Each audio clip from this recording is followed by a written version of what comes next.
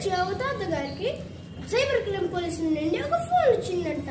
Bank account లో దొంగ డబ్బులు ఉన్నాయని, మా తాతగారి పేరు మీద బొంబాయిలో కేసు నమోదయ్యిందని, వీడియో కాల్కి రమ్మని ఇంట్రోగేషన్ చేస్తామని బెదిరించి భయపెట్టి లక్షల రూపాయలు వాళ్ళ బ్యాంక్ అకౌంట్ లో వేయించుకున్నారంట. తాతగారు మోసపోయారని తెలుసుకుని పోలీసులకి రిపోర్ట్ ఇచ్చారంట. అసలు మనం ఏ తప్పు చేయనప్పుడు మనం ఎందుకు భయపడాలి?